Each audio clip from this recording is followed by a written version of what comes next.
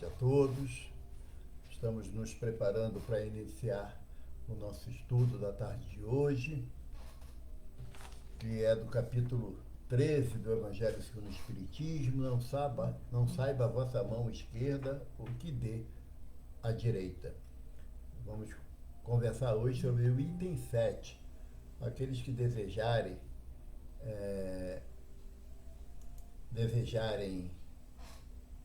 acompanhar o texto, né, inicial do item 7, estamos entrando agora para poder dar oportunidade a todos de abrir o Evangelho, aqueles que queiram. Também pedir também a colaboração dos irmãos para que dê uma posição sobre a imagem, sobre o som, se está tudo direitinho, se está dando para ouvir bem, precisa aumentar o volume ou diminuir. É muito importante a gente ter essa colocação, né, essa opinião dos irmãos.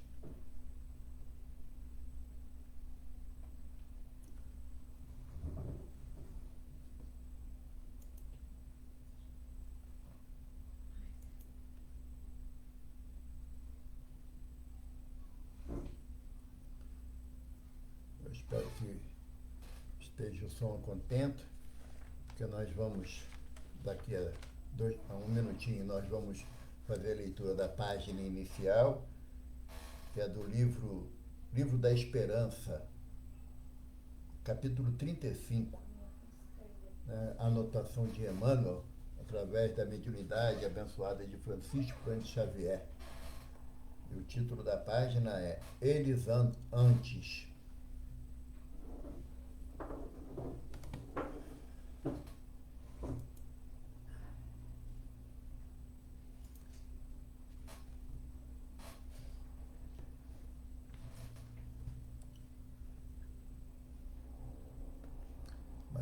Marisa, o som tá legal, a imagem tá tudo legal aí para você? Dá um retorno aí, por gentileza, para que a gente possa não enfrentar dificuldades mais adiante, né, no estudo.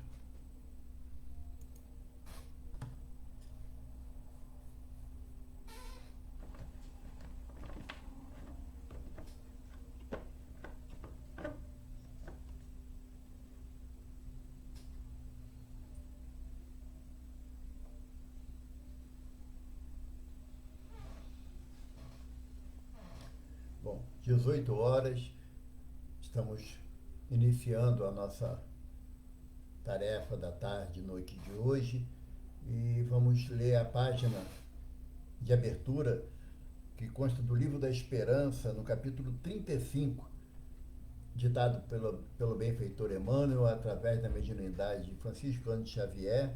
O título é Eles Antes. E Emmanuel cita o trecho do Evangelho de Lucas, capítulo 14, no item 12. Quando preparares um almoço ou uma ceia, não chames os teus amigos, nem os teus irmãos, nem os teus parentes, nem vizinhos ricos, para não suceder que também te convidem de volta e sejas recompensados. Quando derdes um festim, disse Jesus, não convidei para ele os vossos amigos, mas os pobres e os estropiados. De certo que o Divino Orientador não estabelecia a desistência das relações fraternais, nem o abandono do culto às afinidades do coração.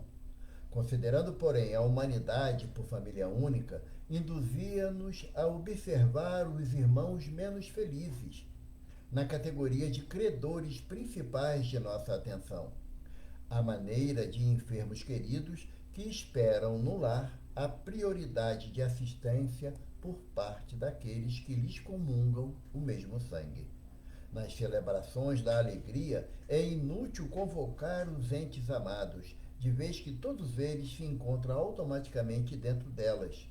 Recorda os que jornadeiam no mundo sob as algemas de austeras privações e partilha com eles as vantagens que te felicitam a vida.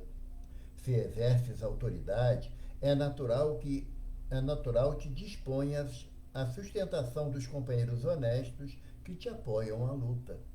Antes dele, no entanto, pensa no amparo que deves a todos os que padecem aflição e injustiça. Obtiveste merecimentos sociais elevados pelos títulos de competência que granjeaste a preço de trabalho e de estudo. E com semelhantes valores, é razoável te empenhes no reconforto a benefício dos que viajam no carro das tuas facilidades terrestres. Antes deles, contudo, atende à cooperação em favor dos que jazem cansados nas provações sem remédio. Desfrutas extensas possibilidades econômicas, na qual é compreensível te devotes a obsequiar os amigos do teu nível doméstico. Antes deles, todavia, socorre os que esmorecem de fadiga e penúria, para quem muitas vezes a felicidade reside num sorriso amistoso ou num pedaço de pão. Amealhaste conhecimento e nos tesouros culturais que adquiristes, é justo te aprazas nos torneios verbais de salão, enriquecendo o cérebro dos ouvintes que te respiram as normas superiores. Antes deles, porém, divide a luz que te clareia o mundo mental com os irmãos do caminho que se debatem ainda na noite da ignorância. Jesus não te pede a deserção dos círculos afetivos. Ele próprio, certa feita, asseverou aos companheiros de apostolado: já não vos chamo servos, porque o servo não sabe o que faz o Senhor. Chamo-vos amigos, porque vos revelei tudo quanto ouvi de meu Pai. Com os amigos, entretanto, consagrou-se primeiramente a aliviar a carga de todos os sofredores, como a dizer-nos que todos podemos cultivar afeições preciosas que nos alentem as energias, mas à frente dos que choram nos transes de dolorosas necessidades é preciso adotar a legenda eles antes. Vamos à nossa prece. Buscamos o divino amigo, mestre e senhor de todos nós, para que, amparados pelo desejo constante de praticar os ensinamentos contando no teu evangelho de luz, sejamos sempre, mestre, recebidos pelo teu olhar misericordioso e envolvidos pelo desejo de transformação íntima, aonde devemos sair de nós, Senhor, sair do nosso egoísmo, do nosso olhar tão restrito para ver a necessidade daquele que está ao nosso caminho, que muitas das vezes é colocado por ti, para que teste o nosso desejo de servir ao semelhante como se fosse ao teu coração bondoso. Envolva-nos, Jesus, permitindo que os mentores, os benfeitores do Grupo Espírita Caminho da Luz, de Itaipuaçu, na cidade de Maricá, se faça presente em nossos corações, nas nossas mentes, abrindo o nosso entendimento para que possamos compreender, Senhor, que essencialmente é fora da caridade que não há salvação. Abençoa-nos propósito sincero de estudo da tarde e noite de hoje, amparados pelos teus trabalhadores e envolvidos na certeza da vossa presença em nosso caminhar, hoje e sempre, com as graças de Deus. Bom, amigos, graças a Deus, nós estamos iniciando os estudos dessa tarde e noite, né, para o Grupo Espírita A Caminho da Luz, lá de Itaipuaçu, que deve estar um frio lá enorme, porque a temperatura caiu bastante, a região oceânica, né, já esfria com mais intensidade. Mas somos aquecidos pelo amor de Jesus e pela necessidade da prática do bem, que aquece nossos corações e faz com que enfrentemos as adversidades. Nós vamos conversar hoje sobre o capítulo 13 do Evangelho segundo o Espiritismo, onde está anotado: não saiba a vossa mão esquerda o que dê à direita. No item 7, convidar os pobres e os estropiados, dar sem esperar retribuição. Está anotado assim no Evangelho de Lucas, no capítulo 14, versículo 12 a 15. Disse também àquele que o convidara: Quando derdes um jantar ou uma ceia, não convideis nem os vossos amigos, nem os vossos irmãos, nem os vossos parentes, nem os vossos vizinhos que forem ricos, para que em seguida não vos convidem a seu turno e assim retribuam o que de vós receberam. Quando derdes um festim, convidai para ele os pobres e os estropiados, os coxos e os cegos, e sereis ditosos por não terem eles meios de vô-lo retribuir. Por isso, será retribuído na ressurreição dos justos. Um dos que se achavam à mesa, ouvindo essas palavras, disse-lhe: Feliz do que comer do pão no reino de Deus. É uma proposta de Jesus que aí a humanidade ainda temos muita dificuldade de compreender. Porque quando a gente quer fazer uma festa, quer fazer um evento, a gente quer ao nosso lado aqueles que nos são amigos, que nos são caros ao coração, os nossos familiares. Nós queremos estar próximo daqueles que estão no mesmo nível de felicidade pelas nossas conquistas, nossas realizações, para que seja assim muito comum a alegria permear aquele ambiente. Mas Jesus não está pedindo que nós nos afastemos dessa relação familiar ou de amizade e venhamos a nos envolver com aqueles que estão em situação deplorável, que iria participar da nossa mesa, da nossa festa, contra a nossa vontade. Jesus não está impondo que a gente abandone a ligação ou a relação afetiva para nos reunir com aqueles que não tenham nada.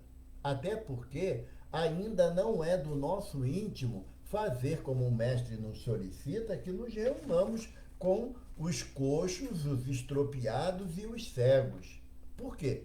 Porque nós sempre associamos que aqueles que estão nessa condição não estariam à altura de entender o motivo da nossa alegria. E que talvez até numa visão um pouco discriminatória, iríamos dizer, não, mas ele pode até ficar com inveja da minha casa, com inveja das minhas possibilidades, ele que não tem nada, que é um pobretão, que é um sofredor, e eu aqui na minha alegria, na minha abastança.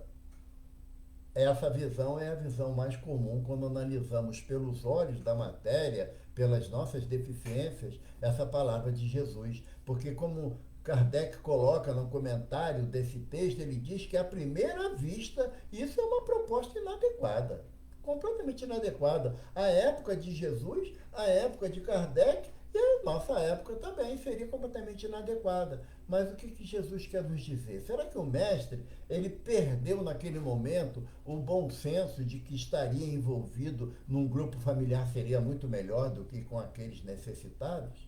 Não. O que Jesus vem nos propor é nós quebrarmos os nossos paradigmas, quebrarmos as nossas visões tão limitadas no aspecto em relação à sociedade. Porque Jesus nos faz essa proposta porque ele havia nos ensinado antes que Deus é nosso Pai. Na oração dominical ele inicia falando, Pai nosso que está no céu. Então, para Deus, tanto eu que tenho uma situação relativamente calma, como aquele que tem necessidade de tudo, somos irmãos. E se somos irmãos, qual seria o meu desejo inicial? Favorecer o meu irmão, pelo menos com o mínimo necessário para a sua subsistência. Se eu tenho esse sentimento de fraternidade com o meu irmão, qual seria então a dificuldade de receber na minha casa os estropiados, os coxos e os cegos? Por que eu estaria colocando em dificuldade no relacionamento da minha casa ou do meu ambiente íntimo aqueles que ainda não têm o mesmo nível social que eu? E o que seria esse nível social, se não a representação clara do meu egoísmo, do meu orgulho e da minha vaidade? O que Jesus propõe, quebrando esse paradigma, era que nós diminuamos esse sentimento do ego, do egocentrismo. Quando Jesus fala que a gente não deve convidar os familiares, os parentes ou o vizinho rico, o que Jesus quer nos dizer com isso? que nós estaremos sempre, como diz um ditado popular, a gente não dá ponto sem nó, né? Na realidade. O que nós queremos, na realidade, é que eu convido, quando ele fizer uma festa, também me convida. E quem sabe eu não conheça nessa possibilidade alguém influente que vai me favorecer de alguma forma. Quando eu entro numa festa e eu vejo que tem muitas pessoas ali financeiramente abastada, eu começo a analisar a possibilidade de eu tirar algum fruto daquela convivência, daquela amizade. Custa nada. Dá uma ideia, poxa, eu estou com uma ideia de montar um negócio, de criar um novo serviço, precisando de alguns investimentos. O que seria natural que nós fazemos isso com uma certa constância na nossa vida de relação social, que Jesus está dizendo que não é essa a finalidade. Primeiro que quando ele fala que quando deste um jantar ou uma ceia, o que Jesus está nos propondo? Esse momento de jantar ou de ceia é uma atividade íntima da família. É uma atividade aonde a família ali reunida irá tratar de assuntos do grupo que ela representa. Sendo todos nós da família universal de Deus, filhos de Deus, no aspecto de universalidade, nós vamos analisar que Jesus está chamando para que nós tenhamos uma vivência mais íntima um com o outro. Na nossa mesa de jantar, aonde os olhares se trocam com franqueza e sinceridade, com amor e respeito. Se eu estou chamando o estropiado, o coxo, o cego para minha mesa, eu estou dizendo que ele também é importante na minha vida. Porque se a gente lembrando das passagens do Evangelho, quando a mulher, num jantar, né, que foi oferecido a Jesus, e Maria Madalena chega e derrama sobre a cabeça de Jesus um cântaro de alabastro. E chorando, lava os pés de Jesus com as lágrimas e os enxuga com seus cabelos. Aí, Judas, o Iscariote, fala assim, pai, que desperdício. Por que gastou todo esse alabastro aí, jogando sobre tua cabeça, mestre? Se vendêssemos esse alabastro, nós teríamos muito recurso para alimentar muitos pobres. Aí Jesus dá aquela resposta que desmonta o nosso egoísmo, né? Que Jesus fala assim, os pobres e os necessitados sempre tereis aos vossos lados. Quanto a mim, Judas, por pouco tempo me tereis. E Judas não entendeu, como também nós não entendemos essa afirmação do Mestre. Não que teremos sempre pobres, financeiramente falando, no planeta Terra, e sempre os necessitados. Enquanto perdurar o meu egoísmo, o meu orgulho e a minha prepotência, eu farei do meu semelhante um pobre necessitado. Quando eu estabelecer no meu íntimo a necessidade da fraternidade, de dividir aquilo que eu tenho, mesmo que eu a categorize como sendo pouco, mas dividir o que eu tenho, então eu vou minorar a necessidade do meu semelhante. Eu vou minorar o sofrimento do meu irmão.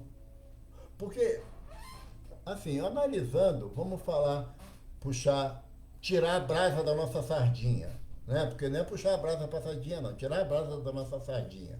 Quando nós estamos numa atividade social espírita, seja de distribuição de cesta básica, seja de atendimento aos irmãos em situação de rua, seja na atividade de acolhimento nas comunidades que tivermos as nossas possibilidades de ação.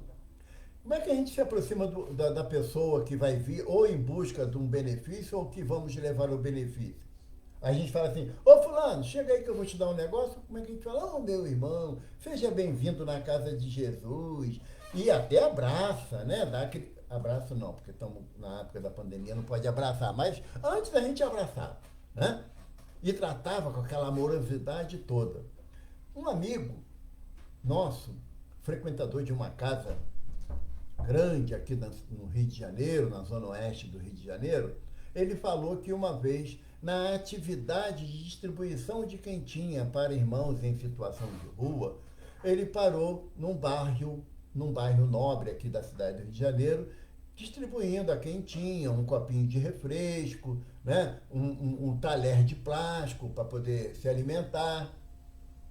E foi, sentou no meio-fio, bateu papo com os irmãos que estavam naquela situação de dificuldade, por questão de 2 horas, conversando com um grupo enorme, atendendo as necessidades dos irmãos. E isso foi uma sexta-feira à noite.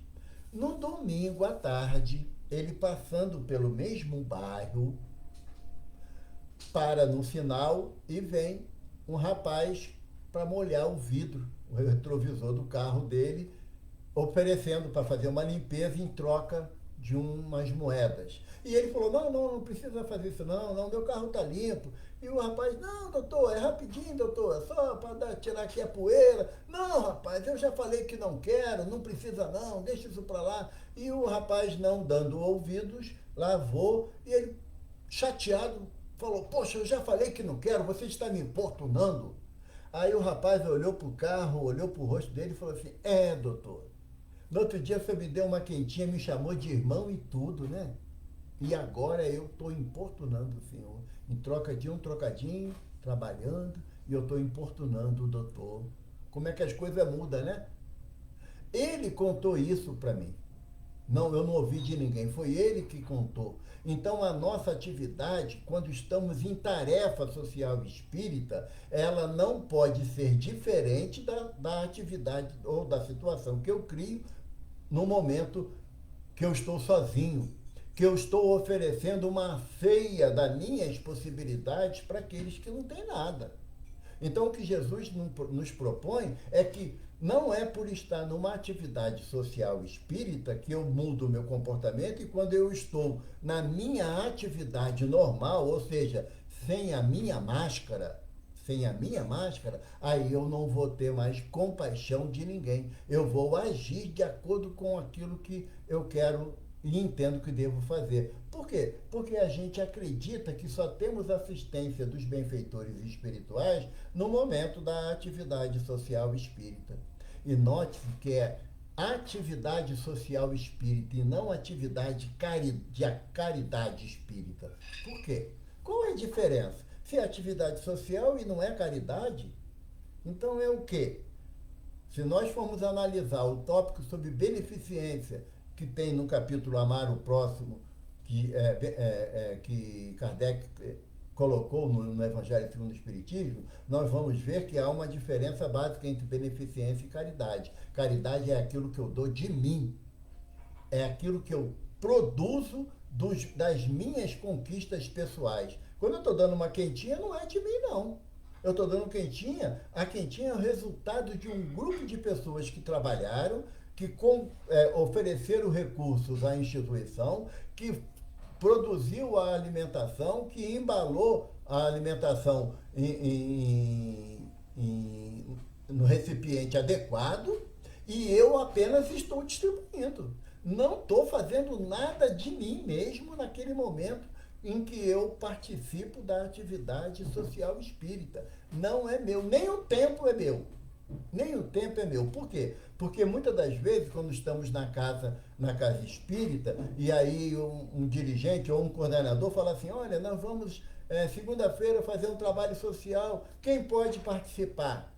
Aí, timidamente, levanta a mão assim, uma ou duas pessoas. Aí o coordenador, que já sabe das nossas dificuldades, fala o quê? E aí, Valdo, quer participar? Eu, com vergonha de dizer não na frente de todo mundo, quero sim, vou participar, porque nem aquele tempo que eu estou doando não é meu por caridade, é quase que por imposição. Então, todos nós estamos trabalhando essa atividade de convidar para o nosso jantar ou a nossa ceia, mediante as circunstâncias que aparecem na nossa vida. E como Emmanuel nos fala, que nós deveríamos utilizar a proposta do antes eles. Por que Emmanuel fala antes eles? Porque o espírita tem um hábito de falar eu, o eu, o personalismo, né? O egocentrismo é tão atuante. Eu fiz isso, eu fiz a palestra, eu fiz o almoço, eu fiz, e a gente esquece do bendito do nós.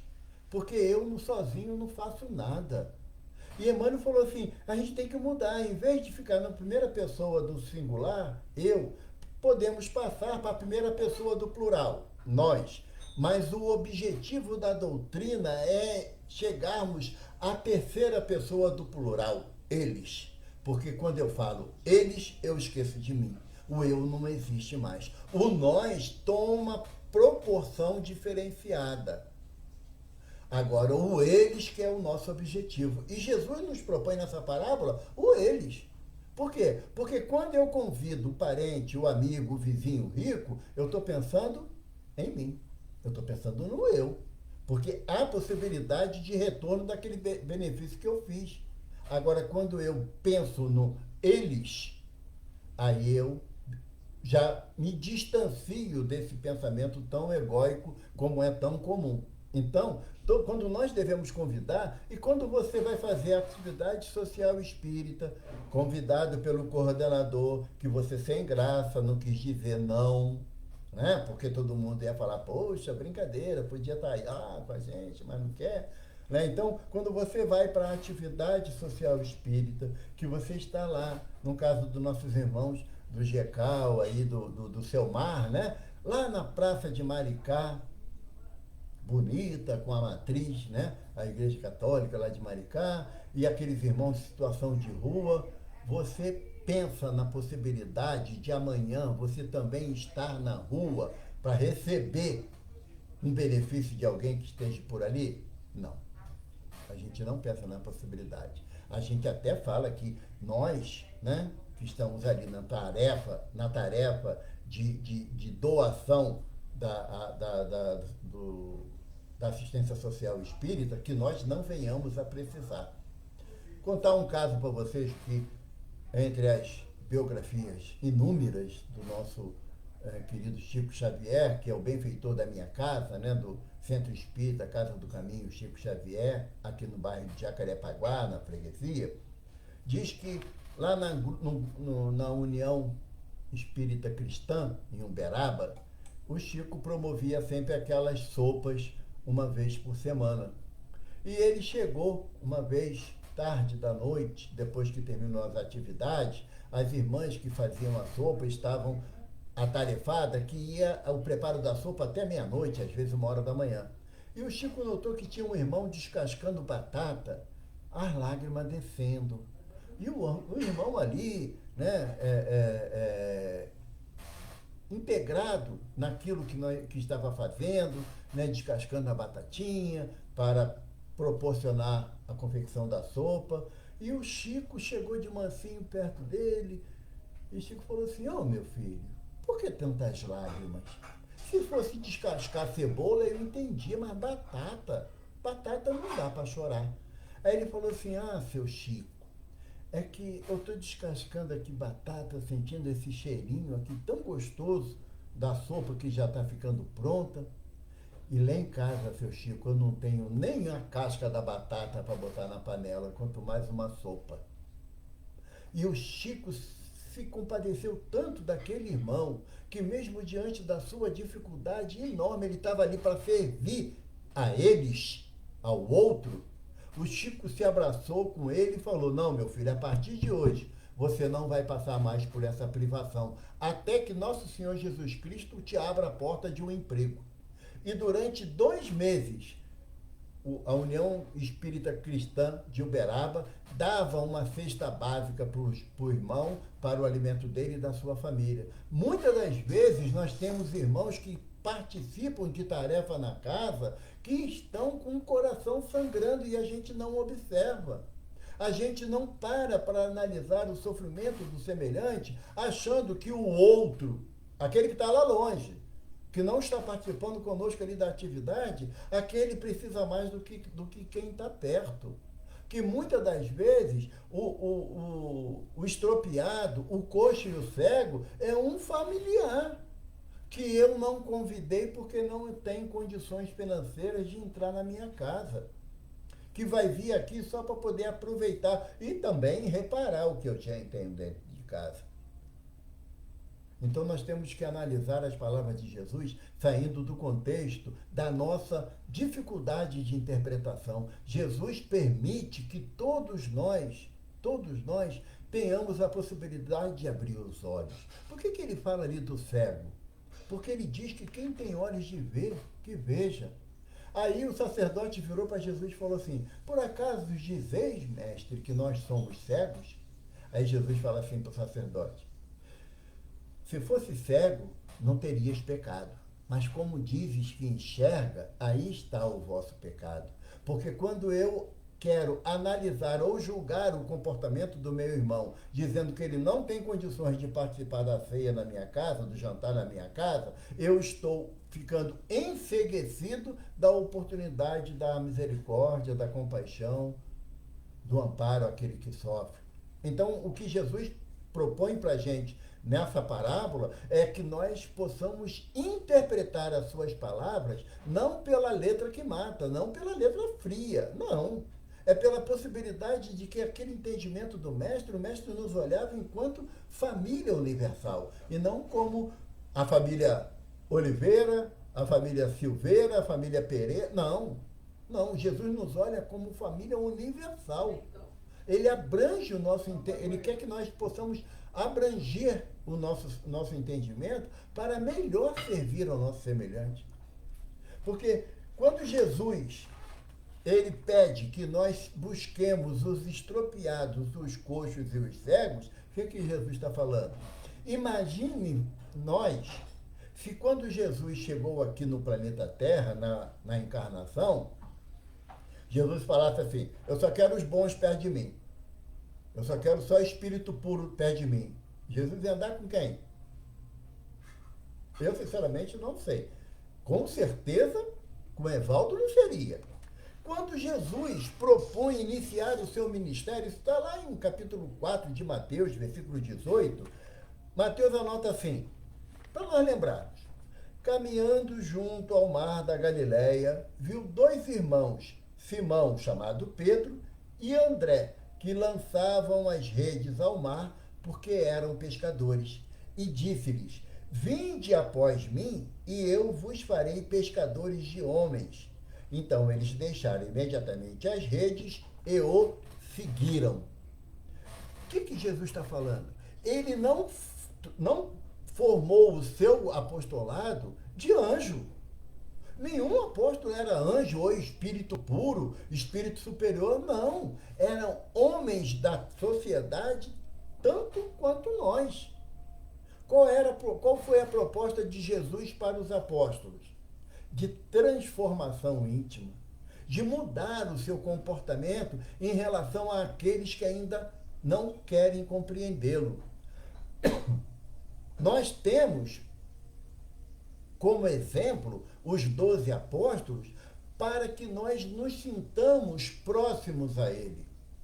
Porque quando Pedro titubeia na fé ao andar sobre as águas, atendendo ao chamado de Jesus, somos todos nós que ainda temos a fé vacilante.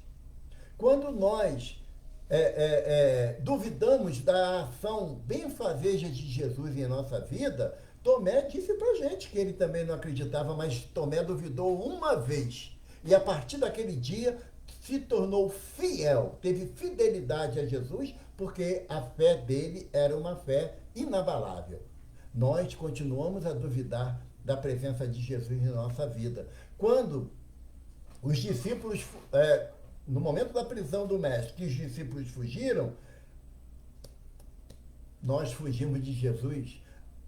Olha, eu tenho uma notícia para dar. Eu não sei se vocês vão gostar, mas eu vou dar. Eu já recebi essa notícia, eu não gostei muito, mas eu vou dar. A gente fala que foge de Jesus há 2000 anos, né? Desde que Jesus esteve aqui entre nós, encarnados. Não é não, gente. Nós fugimos de Jesus há pelo menos 4,6 bilhões de anos. 4,6 bilhões de anos, porque é o tempo que o nosso planeta foi formado por amor de Jesus atendendo ao pedido do Pai Celestial. Então nós estamos constantemente negando, fugindo e duvidando da nossa fé em relação a Jesus. Por quê? Porque nós ainda não compreendemos o seu chamado. Nós insistimos de ser estropiados, coxos e cegos. Insistimos. Porque não queremos atender ao chamado do Mestre. Porque nós queremos ainda ser tratados como visita no coração de Jesus. Visita no coração de Jesus. E olha o que Jesus nos fala lá no Evangelho de João, no capítulo 15, versículo 15. Já não vos chamo servos. Já não vos chamo servos, porque o servo não sabe o que faz o seu senhor, mas chamei-vos amigos, porque tudo quanto ouvi de meu Pai vos dei a conhecer. Ou seja, tudo que Jesus nos falou, que é o Evangelho que ele nos trouxe, a boa nova que ele nos trouxe, é de Deus. O Evangelho não é de Jesus, não, gente. Tudo que eu ouvi do meu Pai, eu vos dei a conhecer. Então, a proposta de Jesus é que nós sejamos irmãos também no conhecimento. Porque a partir do momento que eu desenvolvo essa fraternidade com o meu semelhante, eu não terei mais a necessidade da reciprocidade do convite. Eu não estarei exigindo que, se eu dei uma festa e chamei aquele para compartilhar da minha alegria, que ele também tem que compartilhar ele tem que me fazer compartilhar da alegria dele. Jesus está dizendo o seguinte, que quando eu estou feliz, eu quero que essa felicidade seja envolvente, para que todos dela participem. Poxa, Valdo, mas onde Jesus está falando isso? Não é na parábola, não. Essa parábola aqui Jesus está contando, dizendo que a gente tem que chamar. Jesus não está chamando a gente para partilhar da felicidade dele, não. Não, né? Então vamos lá para a parábola dos talentos. Quando ele diz que o reino dos céus é semelhante a um senhor que, saindo das suas terras, chamou três servos. Que o primeiro ele deu 5 talentos, ao segundo deu 2 e ao terceiro deu 1 talento. Cada um segundo a sua capacidade. Passado um período, quando ele retornou, ele chamou o primeiro e aquele que ele deu 5 falou: Senhor, eis aqui os teus 5 e mais 5 que conquistei para o Senhor. O que Jesus fala que o Senhor diz? Bom e fiel servo, pois foste fiel no pouco, muito te darei pela tua fidelidade. Vem compartilhar da alegria do teu Senhor. Venha participar da alegria do seu Senhor. É essa a proposta de Jesus, de compartilhar do reino de Deus, é compartilhar da alegria de Jesus em servir a Deus através do semelhante. Mas quando eu escolho a quem eu vou servir, como eu quero servir, se o presidente da casa espírita tal me chamar para fazer uma atividade, eu vou, porque é o presidente da casa. Agora, se for um irmão que você está chegando na casa espírita e ele fala assim: o senhor é daí, participa aí? Ah, não, participo, sim, senhor. Você sabe se aí tem alguém que pode só me ajudar, que eu estou precisando de uma ajuda financeira? Ah, não tem não, porque a pessoa que vai ajudar não chegou ainda não. Ele não está dizendo que tem que ser uma pessoa especificamente que vai poder ajudar. Se eu tiver condição de ajudar, de sanar a dificuldade dele, por que não fazer? Porque ele não é importante? Porque ele não é ninguém que possa amanhã, numa necessidade, também me atender? É essa a proposta de Jesus, é que nós saiamos desse egocentrismo que nós criamos, de que eu só posso dar de quem pode me devolver, ou que pode me recompensar pelo bem que eu fiz. Eu gostaria de lembrar a todos nós a outra parábola que é considerada o evangelho dentro do evangelho, que é a parábola do semeador que saiu a semear. Porque a semente, ela é jogada em diversos terrenos ou em diversos momentos da nossa jornada espiritual. E quando cai na terra boa ou na terra fértil, que é a terra da boa vontade, de querer produzir algo de bom para o próximo, ela dá 1 por 100, 1 por 60 e 1 por 30. É isso que Jesus quer nos propor, é a tarefa da produção em massa do bem que nós recebemos. Nós temos um lar, temos uma família, temos alimento sobre a mesa, e a gente, sem dó nem piedade, a gente se desfaz às vezes de determinados alimentos porque o sabor não ficou agradável. E quando a gente vai levar o alimento para alguém que está com necessidade, a gente quer dar sopa, sem carne. Ah, não, uma sopa de legume é muito bom. Come todo dia. Come todo dia a sopa de legume para ver se você vai gostar. Por obrigação. Não é por opção, não. Quando é por opção é tudo uma maravilha. Agora, por obrigação, você tem que comer essa sopa todo dia. Lembra de André Luiz em nosso lar? Quando ele foi resgatado por Clarencio, né, do Umbral, depois de 8 anos nas zonas de sofrimento, livro Nosso Lar, ditado pelo espírito André Luiz, através da mediunidade de Chico Xavier, quando ele chega lá em Nosso Lar, que lhe oferece o caldinho um reconfortante, ele, beleza, estava cheio de fome, aquilo caiu como uma luva. Quando ele vai para a casa de Dona Laura, que é a mãe de Lísias, né, e Dona Laura fala para ele, hoje teremos o culto no lar, mas antes teremos um caldinho reconfortante. Aí André Luiz fala assim, caldinho de novo? Caldinho de novo? Então, muitas das vezes, a gente não se coloca no lugar daquele que está sendo beneficiado, que está sendo amparado. Jesus quer que a gente faça isso. Se eu não tenho condições de exigir daquele que eu estou atendendo a reciprocidade do atendimento, se eu não tenho ainda esse entendimento, eu tenho que parar para analisar as palavras do Mestre. Jesus pede a nossa doação por completo e não parcelada. Tanto que no final da parábola está anotado assim por Lucas, um dos que se achavam à mesa ouvindo essas palavras disse-lhe, feliz do que comer do pão no reino de Deus. O reino de Deus é material ou espiritual? Espiritual, né? Beleza. Mesmo que ele seja implantado no meu coração, não é físico, é espiritual. Qual é o pão que nos alimenta no lado espiritual? Jesus fala, eu sou o pão da alma. Aquele que comigo andar não terá fome jamais. Então é esse pão que o homem está falando aqui, feliz daquele que comeu o pão no reino dos céus. Por quê? Porque é um pão que sacia a fome da alma.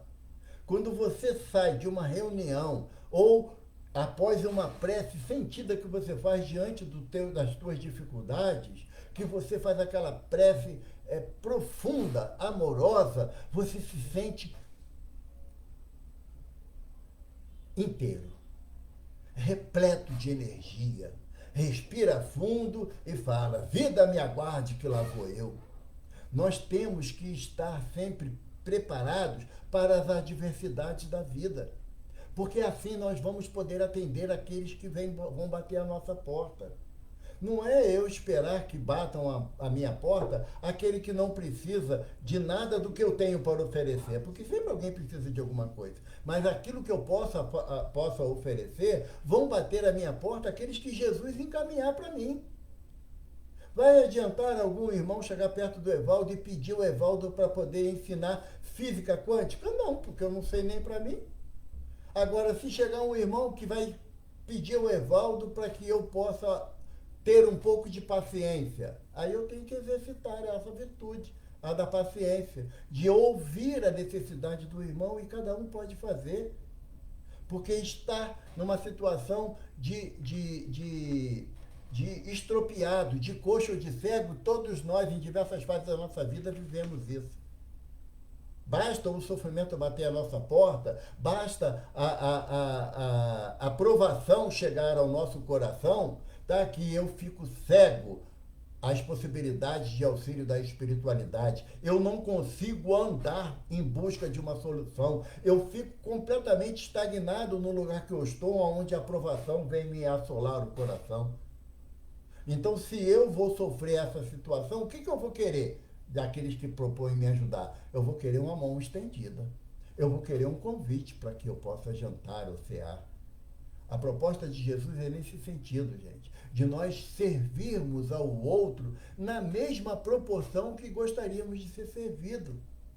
Se hoje eu, graças a Deus, não tenho nenhuma necessidade material premente, então que eu me coloque na condição daquele que não tem. E o que eu posso fazer para ajudar esse irmão?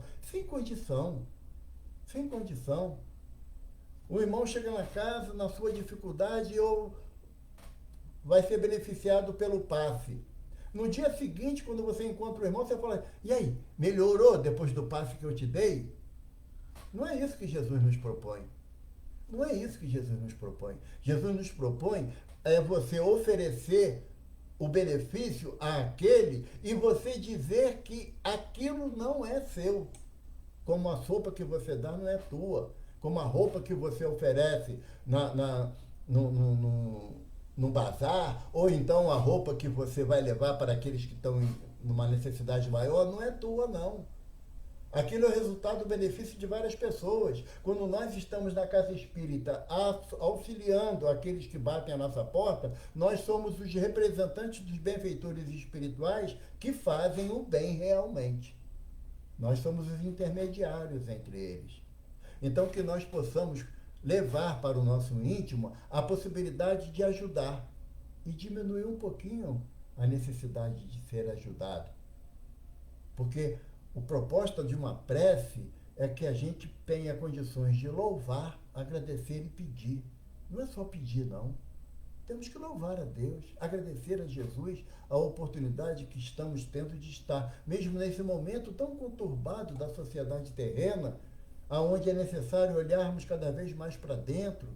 A casa espírita que eu frequento está fechada, mas o teu coração também o teu coração tem que abrir. Porque as necessidades, elas são prementes. As dificuldades dos nossos irmãos são intensas. Quantas vezes a pessoa liga para um de nós, para a Maristela, para a Marisa, para o Ernesto, pedindo socorro diante de um sofrimento, diante de uma tribulação que está passando, e temos que ter condições de oferecer a ele o quê? A ceia, o pão do Evangelho, que alimenta a nossa alma, que nos dá fortaleza para caminhar e enfrentar as dificuldades. É essa a nossa proposta, entender que Jesus deseja é que nós não façamos nada no reino dos céus, né, esperando o retorno. É dar por dar, é servir por servir. É como Emmanuel fala, servir e passar. Não é servir e ficar esperando o agradecimento pelo serviço que foi feito, não. Certa feita, eu tinha sido beneficiado por um amigo e eu falei, poxa, muito obrigado. Ele, não, Valdo, que isso?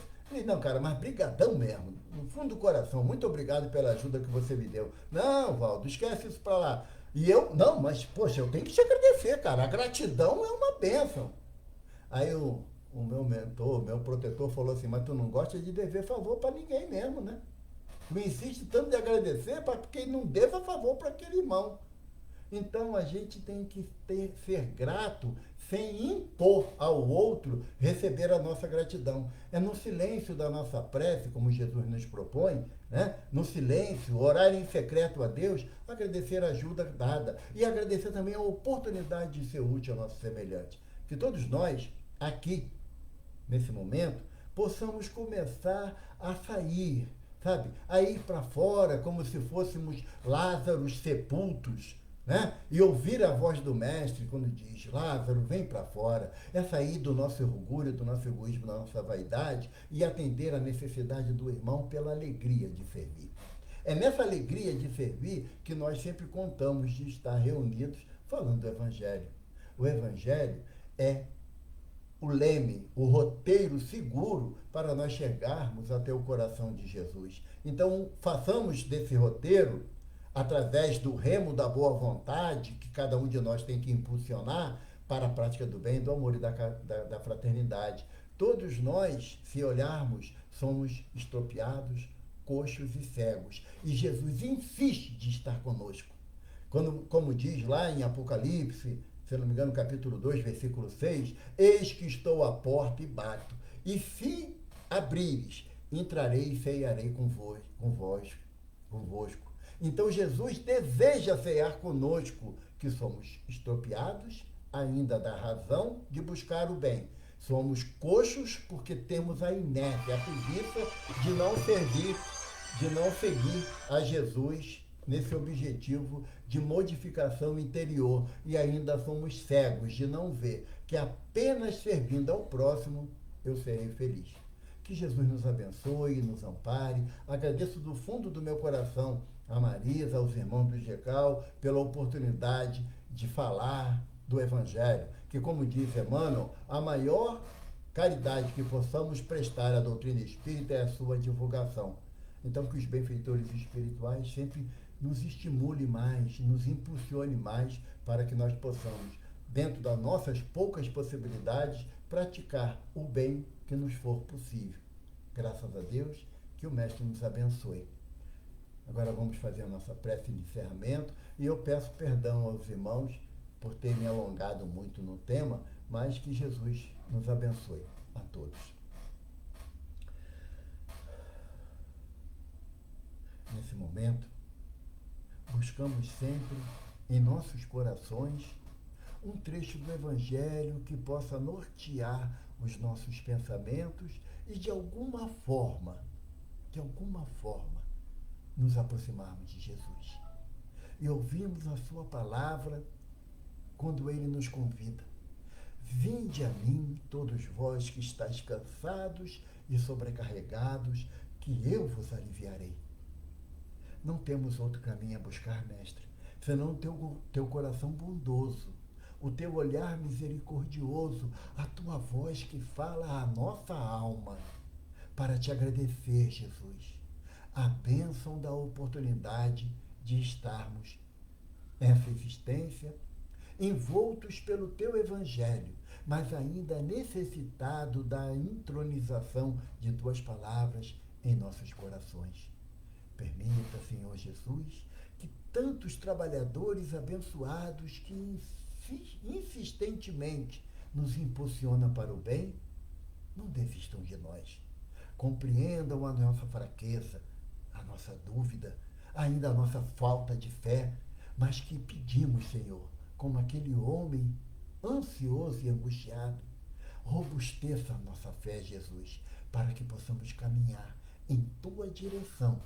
E como diz o apóstolo Paulo, mesmo que com as mãos sangrando e os joelhos desconjuntados, levantemos e sirvamos ao próximo, porque aonde estivermos levando um copo d'água ao mais pequenino, é a ti que estamos fazendo. Se conosco, Jesus, abençoando a todos os irmãos do GECAL, a todos aqueles que estão conectados conosco e aqueles que venham mais tarde assistir esse vídeo, para que o teu amor seja sobre todos nós, hoje e sempre, com as graças de Deus. Graças a Deus, muito obrigado a todos, que Jesus nos abençoe.